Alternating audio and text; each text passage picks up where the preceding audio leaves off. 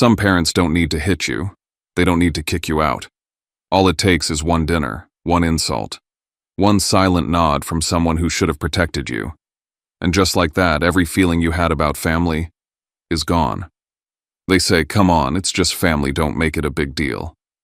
But what if the ones living in your house, the ones draining your peace, are the first to call you the burden? Before we dive into today's story, let us know where you're tuning in from. It's always amazing to see where our stories travel. Don't forget to subscribe so you won't miss the next twist in this journey. Now, let's listen to him from the heart.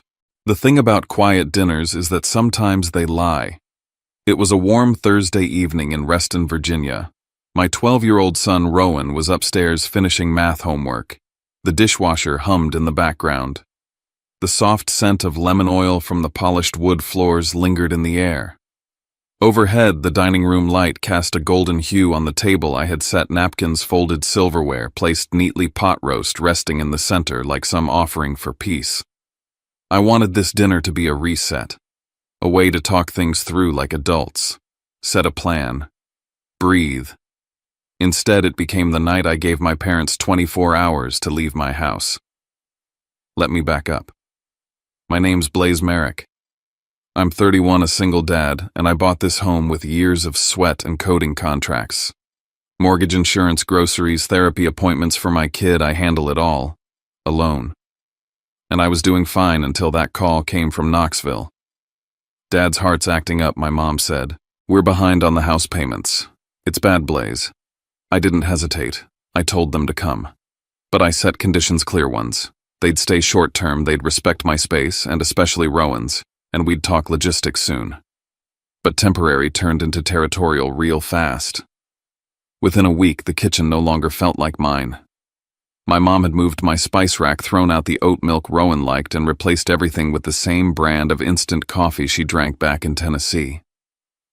My dad made offhand comments about how I was too soft with my son. The TV blared Fox News at full volume in the living room. My mom had taken to sitting on my reading chair like she'd claimed it. I started to notice Rowan spending more time in his room. He wasn't asking to help cook anymore. And the other night I found him on the back porch with headphones on, just zoning out. That's when it clicked.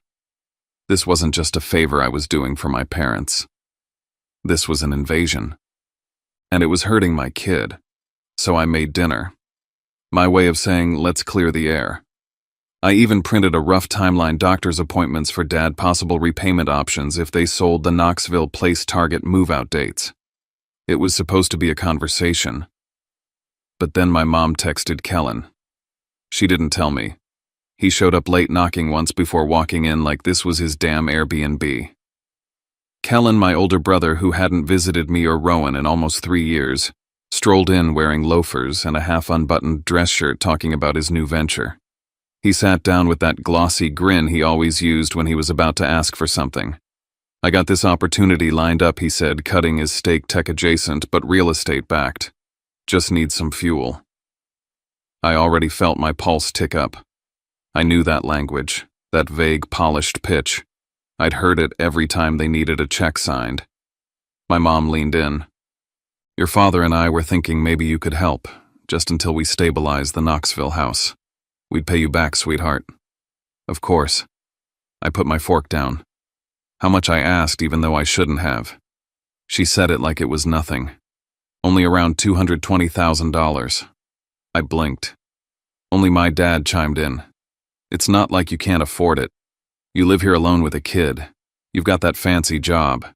I also have a mortgage, a college fund, therapy bills, a child to raise, I said, trying hard to keep calm. That's where my money goes, not into someone else's business gamble. You wouldn't even have that money if it weren't for us, my dad snapped. I looked at him. You think your job, your life, any of it would have happened if we hadn't fed you, clothed you. And now what? We ask for help and suddenly you're too good for us. And then the words that made my hand curl into a fist under the table. You and your kid are just freeloaders, he barked, standing now, finger aimed at my chest. I didn't yell back. I didn't need to. I looked at him, then at my mom, who didn't flinch, didn't scold, didn't show the slightest discomfort. She smiled. Actually smiled. like he'd finally said what they both felt. That's when I understood. This dinner wasn't a negotiation, it was a performance. They'd already decided I owed them. This was just the shakedown. So I stood up. You have 24 hours to leave my house. My mom's smile faded. Kellen looked stunned. I'll be changing the garage code in the morning, I said. And the office door lock. If you're not out by then, I'll involve legal. That's not a threat. It's a process. I turned to check the stairs. Rowan was still upstairs. I hoped he hadn't heard it all. But when I caught a glimpse of him peeking from the landing, wide-eyed, lips tight, I knew some things couldn't be unheard. After they scattered from the table in icy silence, I started clearing plates. My hands were shaking, but not with regret. Then I noticed my tablet was open on the kitchen counter. It was usually locked. My mom must have used it while I was cooking. Curious, I picked up my phone. Buzz, buzz, buzz, dozens of notifications. My social media account had posted something. I opened the app. There it was, a long, rambling post about how children forget what parents sacrifice, complete with passive-aggressive comments about entitlement and ungrateful generations. It wasn't written in my tone. It wasn't even subtle. And it was posted from my account. I looked at the tablet again. She must have logged in. She must have done it right here while the roast was still in the oven. This wasn't just a family squabble anymore. They were dragging it public. And I realized then this war wasn't going to stay behind closed doors. When people ask why I don't just let it go, I wish I could hand them a memory. Not a photo, not a diary, a moment. I was 18. The house in Knoxville was aging badly. Paint-peeling porch steps, warped yard full of mosquitoes, and regret. I'd just graduated. My grandfather, my dad's dad, had passed away 2 months earlier. His will left me $100,000, in my name. No loopholes, no trust clause. For a kid who'd grown up watching the lights get shut off for unpaid bills. It was everything. It meant tuition, a dorm room, a damn laptop that didn't freeze every time I opened a browser. It meant freedom. But then came the family meeting. I was called into the living room. My dad was in his recliner, Mom by the window. Neither said hello. We need that money, Dad said flat. No. What do you plan to do? No curiosity, no respect. Kellen's got a business idea, he continued. Real estate tech. If we get in early, it changes everything. I asked, what about my future? You can take loans, he said. You're young. You'll bounce back. That's when I understood. I wasn't a son. I was a backup plan, a contingency fund in sneakers. I said I'd think about it. That night, Kellen didn't call, didn't message. He sent me a forwarded PDF about market projections. No personal note, just numbers. My mom swore it'd be a loan. We'll pay you back as soon as it lifts off. No contract, no schedule, just hope and guilt. I left that night. I packed what I could, took my laptop and $1,200 in savings. No one stopped me. I moved to DC, couch surfed with a friend's cousin, worked 3 jobs. Waiter at a pancake house, warehouse loader, and part-time math tutor. There were nights Rowan has never heard about where I slept on a yoga mat, skipped meals, sold my gaming console for bus fare. My parents called once every few months, but it was always about Kellen. How's Kellen doing? Kellen's got another pitch. Kellen might get on a podcast. Never. How are you eating, Blaze? Never. Do you need help? So I stopped expecting anything. Eventually I landed a developer internship, then a job, then a promotion. I started saving. Got Rowan into a decent school, bought a house, made rules, built a life. And I made a promise my son would never wonder if he was loved. A few years ago, during a family funeral, I spoke with my great-aunt Ruth. She was the only one who ever spoke to me like a person. She mentioned in passing that Grandpa's inheritance hadn't just gone to Kellen's startup. Turns out my dad had used a chunk of it to pay off old debts from a failed venture years prior, before Kellen ever saw a cent. I stood there stunned, realizing I hadn't just lost my future to their dream. I'd been used to clean up their mess first. They didn't just bet on Kellen. They sacrificed me to survive. It had been almost a year since I'd heard from them. In Reston, life had finally settled into a rhythm. I worked remotely as a systems analyst, clocking in by 8 a.m., done by 4:30 most days. Rowan thrived in a charter STEM school and had just made midfield starter for his soccer team. Every Sunday we meal prepped together. Every Friday night was ours movie night, board games, sometimes just music playing low while we both read in separate corners of the couch. Peace wasn't just a concept, it was routine. I kept the house clean, the bills paid early, and the emotional noise to a minimum. And I had Maris, my best friend, my compass. She'd helped me set up a 529 plan for Rowan's college fund, helped me parse investment jargon, and most importantly, reminded me over and over again that love wasn't supposed to feel like obligation. So when the messages started up again, I almost didn't respond. It started benign. Hey, just checking in. How's work going? Rowan doing okay these days. But it never stayed surface level with them. Within a week, the real ask crept in. Your father's medication isn't covered anymore. The roof's still leaking, insurance denied it again. Just a few thousand to bridge us. I sent money once. A wire transfer of $2,500 with a note that said, "This is all I can do. Please understand." But they didn't understand. They saw it as proof that I still felt guilty, that I still owed them. The numbers began creeping up. The tone shifted from, "We're grateful," to, "We need this too. You know you can afford it." And then came the call. Tuesday evening. I was sitting at the dining table with Rowan, helping him work through polynomial equations. My phone lit up. Mom. I almost let it go to voicemail. But something in me, the son part, the kid who still flinched at sudden yelling, answered. Her voice was trembling. "It's your dad. His heart. He collapsed today. The doctor says he needs intervention soon." I stood, walked toward the kitchen. What kind of intervention? She hesitated. Pacemaker, possibly bypass. It's all very uncertain. And the house Blaze were $300,000 underwater, the banks ready to foreclose. I said nothing for a few seconds, just watched the kitchen clock tick. "Blaze," she whispered, "I know we haven't always done right. But this is serious. I don't know if he'll make it another month." She let the silence swell like a bruise. And just like that, I was a kid again, watching my dad sit red-faced on the porch after mowing the lawn, clutching his chest, refusing to see a doctor. That memory, cracked and blurry, rose like a wave and pulled me under. I told her I'd think about it. Then I called Maris. She didn't even let me finish the story.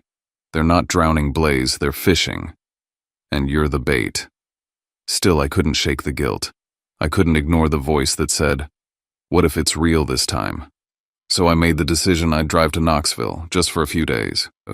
Not to save anyone, just to see for myself and close the door in a way I could live with. I left Rowan with Maris packed light and told work I'd be offline for 72 hours. The drive down felt longer than it was stretched out by the weight in my chest. When I arrived, they were prepared. The house hadn't changed much. Same sagging gutters, same chipped paint. My mom greeted me like nothing had happened. My dad was sitting upright, sipping coffee and scrolling on his phone. I took him to the cardiologist the next morning. The waiting room was sterile. He looked bored. The doctor was polite but curt. After reviewing the chart and test results, he said plainly, "Your father does have some arrhythmia and mild valve concerns, but we're monitoring. He's not in immediate danger." I blinked. "So he's not on the brink of needing a pacemaker?" The doctor shook his head. "Not anytime soon." I walked out of the clinic with that answer bouncing around in my skull. They didn't lie, technically. But they didn't tell the truth either. They sold me urgency, traded on my fear. That night, over a stiff drink in the guest room, I realized something: they didn't need help. They needed leverage, and I just handed them the key. 2 weeks later, they were in Reston. My mom called it just for a short transition, said Dad's checkups would be easier to manage up here. Said the climate was better. Said she missed Rowan. I laid out terms, clear boundaries. Stay in the guest suite, no access to my office, respect Rowan's schedule, 60 days. I didn't make them sign anything. I should have. Because within a week, my house no longer felt like my own. and I knew I'd made a mistake that wouldn't stay contained. The morning after I told them to leave, I didn't hesitate. By 7 a.m., I had reset every password, Wi-Fi, security cameras, smart locks. The garage keypad was changed. My office door got a new deadbolt. I texted all three of them, Mom, Dad, Kellen, with the same message. The 24-hour notice stands. You may collect your things today between 5 to 7 p.m. I will be present. Do not enter Rowan's room or my office. Any violation will be treated as trespassing. Then I walked through the house and took photos of everything. The guest bathroom, the garage, the linen closet. Not out of paranoia, out of protection. Because I knew what came next. It wasn't packing. It was theater. My dad began pacing through the kitchen like he owned it, slamming cabinet doors, muttering about entitlement under his breath. My mom kept eerily quiet, hovering around corners, watching. Kellen tried to play peacekeeper, offering coffee, asking if we could talk like grown-ups. But every sentence he spoke was a thread pulling me toward negotiation, toward compromise, toward that same old pattern. Rowan started withdrawing. He stopped asking to help cook. He avoided the living room. When I asked if he wanted to go out for tacos, he said he'd rather eat in his room. I noticed he barely touched his food. Then I caught it, my mom's voice, soft but deliberate, floating down the hall while Rowan passed. Your dad thinks only the two of you matter. People don't abandon family like that. I saw red. I walked straight up to her. You do not talk to my son about adult decisions. Ever again. She blinked, smiled like she hadn't said a thing wrong. You're too sensitive, sweetheart. That night I logged into my social media and checked my activity log. There were messages, sent from my account, to cousins, to an old family friend, saying things like I'm trying to make things right. They just need a little help. It's hard seeing Dad this way. I'm doing what I can. My spine went cold. I checked the device history. Sure enough, the tablet in the kitchen had been used to verify a login. While I was out, or maybe while I was putting Rowan to bed. This wasn't just emotional warfare. This was a digital smear campaign. But I hadn't seen the worst of it yet. By mid-afternoon, my phone started vibrating non-stop. Missed calls, messages, emails, from coworkers, from parents on Rowan's soccer team, even from my HOA manager. I opened my messages and saw the Source A video, posted on my mom's Facebook page. She sat in my guest room, hair pulled back, no makeup, eyes watery. My son, he told us to leave, with no place to go. His father is sick. I don't understand. We just wanted family. We just wanted time. She made sure to say his father's heart is weak. Made sure to say we raised him the best we could. Made sure to say he has the money, but maybe not the heart. Then came the real blow I worry most about Rowan. That boy's being raised to think love is a transaction, that family is disposable. I sat frozen, watching it unfold like a slow car crash. And the comments were exactly what you'd expect. How could he? Parents aren't perfect, but come on. If my kid ever treated me like that, I'd be heartbroken too. At Rowan's next soccer practice, I caught the looks. One mom nodded tersely when I said hello. Another dad leaned over to a friend and whispered. I didn't need to hear it to know. Then I saw Rowan glance at them. He was pretending not to notice. But his shoulders told a different story. I knew then I couldn't let this linger. Not for his sake. Not for mine. Later that night I dug into the video, looked at who'd been tagged, who'd been prepped. And there it was, Kellen 2 days prior, messaging aunts and cousins with eerily similar wording. It's gonna get messy. Just be there for Mom. This wasn't spontaneous. It was strategy. A play designed to corner me into looking like the villain and push me back into a conversation about money framed by public shame. That's when I made the shift. No more reacting, no more defending. I called Maris. I need a lawyer, I said. A real one. Then I opened a blank doc and started writing out everything.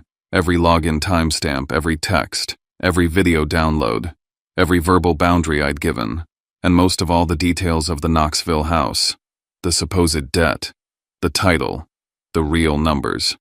Because if they wanted to weaponize public perception, I'd counter with the one thing they couldn't manipulate: proof.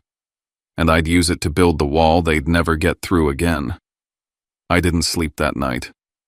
Rowan was fast asleep upstairs, but I sat at the kitchen table with my laptop open, staring at a blinking cursor that felt more like a warning than an invitation. I was done being cornered by emotion.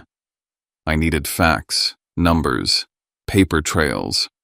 That's always been the language I understood best, especially when the people around me lied with a smile. The first thing I did was call the bank in Knoxville, pretending to inquire as a potential co-signer looking to support a family medical hardship. They didn't give me much privacy laws and all, but they did confirm that a foreclosure was active. The file had been opened months before my mother ever called crying about my dad's heart. I relayed the call to Maris. She went quiet for a beat, then asked the one question that cracked the floor beneath everything. Who actually signed for the loan? I hadn't even thought to ask. I'd assumed it was my father, his name, his house. But Maris pressed further. If you're going to get dragged into this, you need to know who's on the hook. Purpose of loan, terms, assets pledged. You don't even know if it's just the house. She was right. I only knew what they'd told me. And lately, everything they told me turned out to be a performance. So I booked a red-eye back to Knoxville, took 2 days off work, hired a car straight from the airport, and drove to the bank. I walked in dressed like any other working man on a Thursday morning, holding a folder of documents that proved I was their son, and I asked to speak with whoever was managing the file. To my surprise, a woman in her 50s lit up when she heard my family's name. "Oh, I remember your folks," she said. "Nice couple. Always had their checkbook ready." I forced a smile. "I'm here because they don't anymore." With enough charm and a few vague words about stepping in to help, she showed me just enough to fill in the missing pieces. The $300,000 wasn't from a single medical emergency. It was a ballooned sum interest, late penalties, consolidated lines of credit.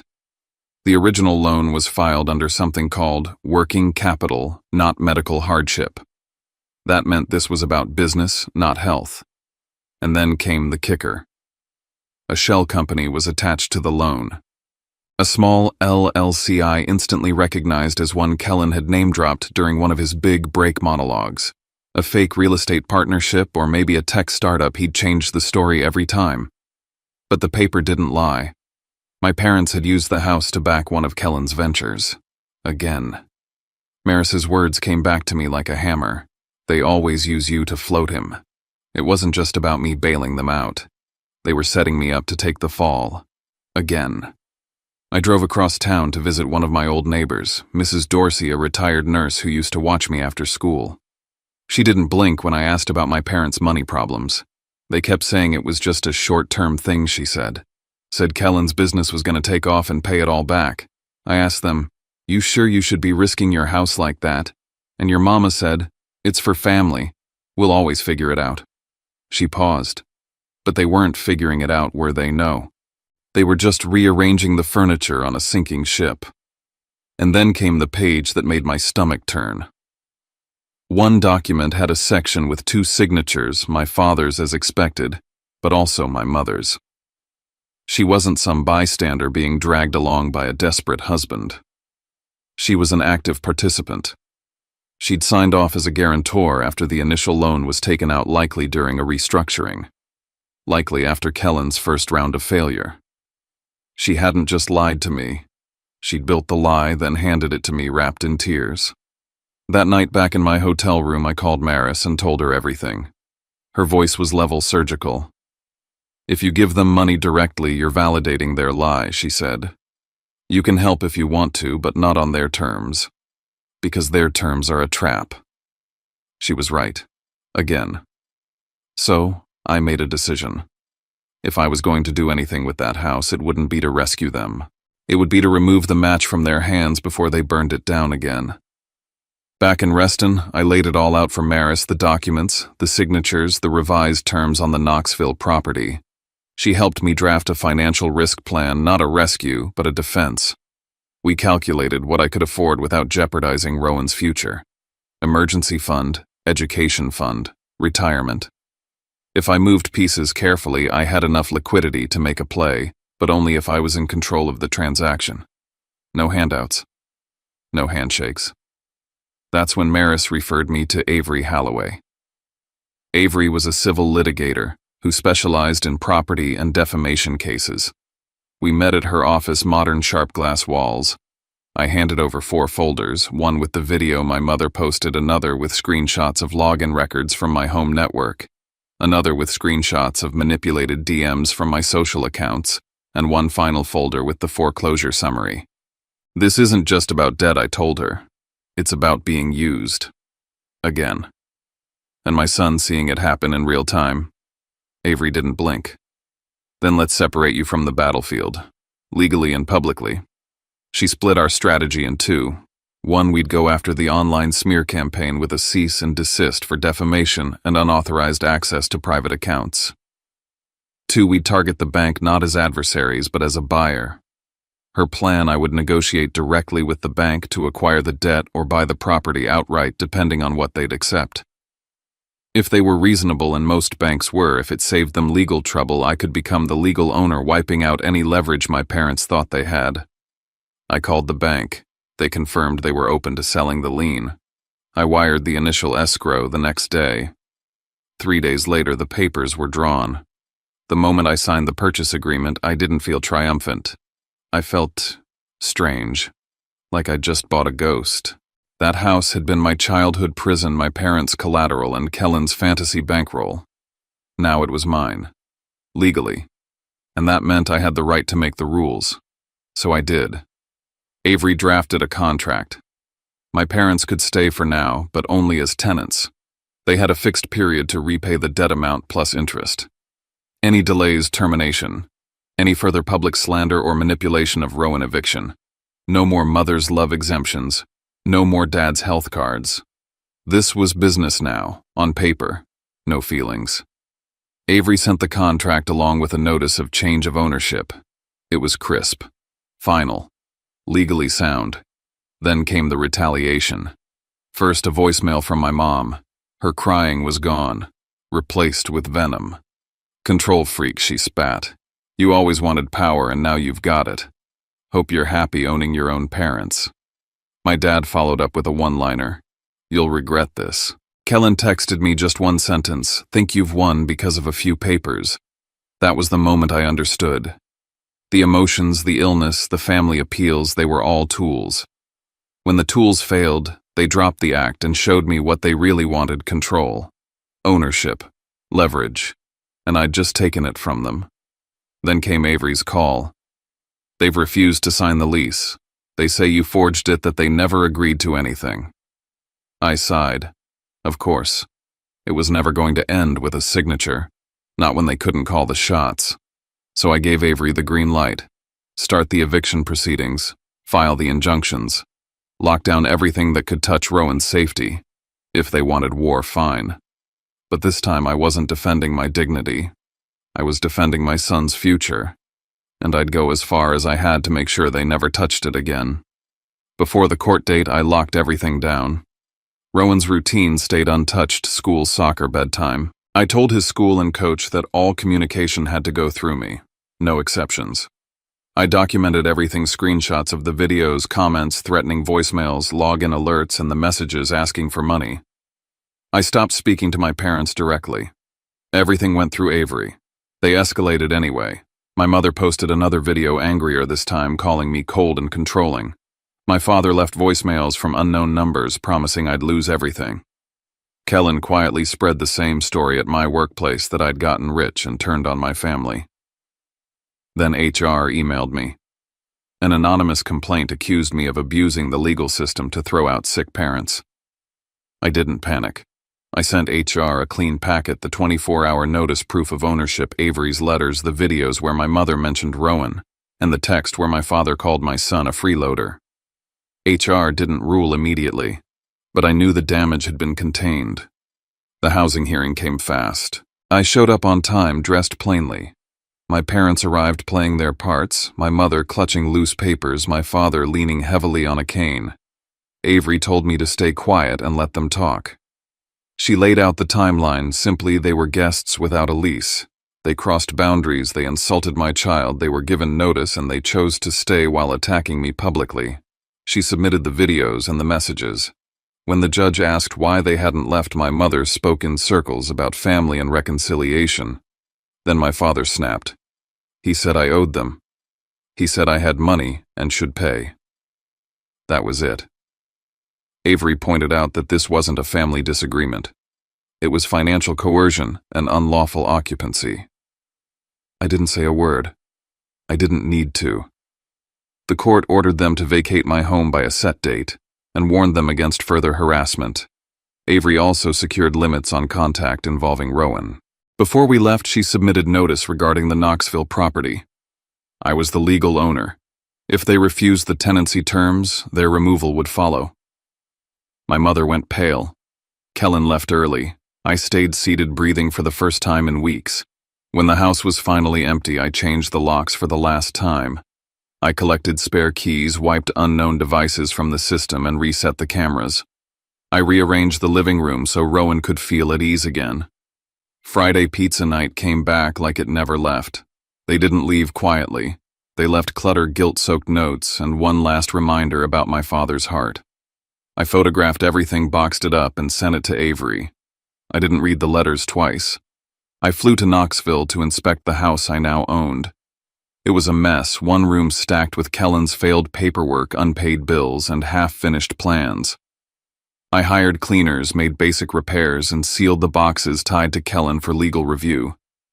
In those papers, I found a draft agreement, an unsigned proposal meant to transfer loan responsibility to me. A place for my signature sat blank. It confirmed what I already knew. This was never about help. It was about shifting the burden. Avery added it to the file. My parents moved into a small apartment. My mother took a part-time job. My father did bookkeeping for a local shop. Kellen moved in with them, still chasing the next opportunity. That was their choice. I blocked their numbers and accounts. Avery became the only channel. Any future contact would be on clear terms, with me present or not at all. One night, Rowan asked if his grandparents hated him. I told him the truth without blame. Some adults confuse control with love.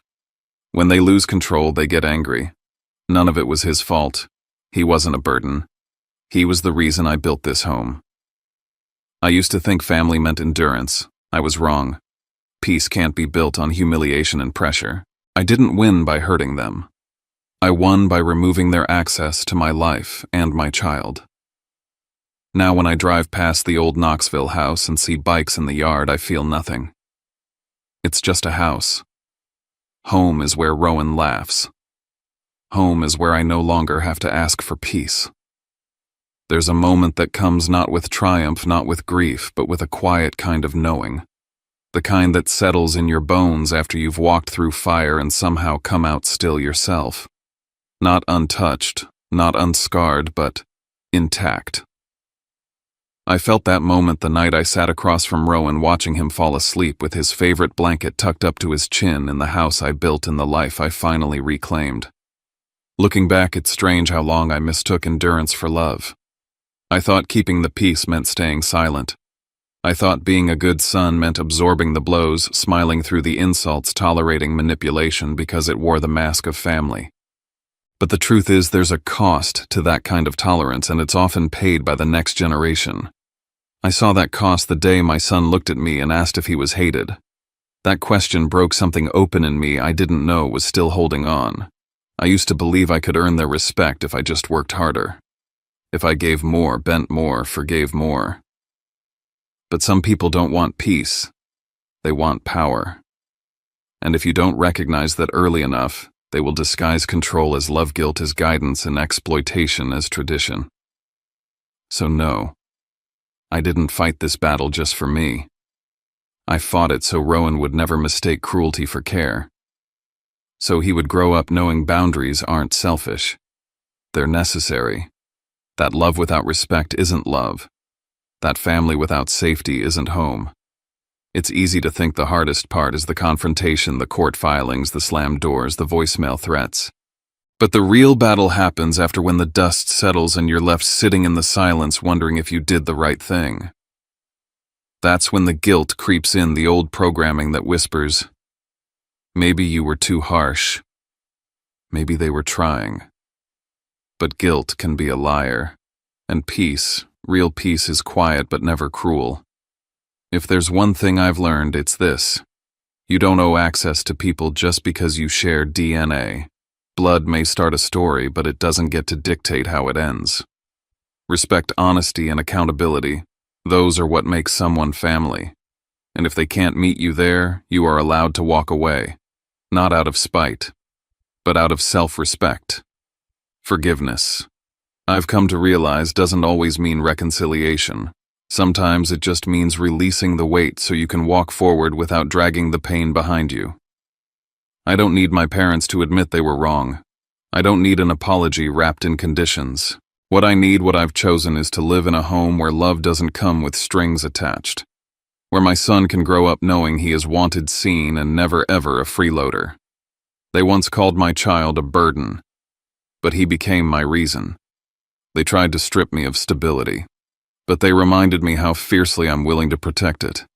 In trying to break me, they revealed exactly what needed to be rebuilt. I think that's the value of endings like these. They create space for something better. Not perfect, but honest. Something that doesn't just survive. Something that finally gets to grow. And maybe that's the lesson in all of this. You can mourn the family you wished you had, and still refuse to settle for less than what you and your child deserve. You can draw a line in the sand and still walk away with your dignity. You can love someone and still say enough. Because at the end of the day, real love doesn't demand your silence. Real family doesn't build itself on control.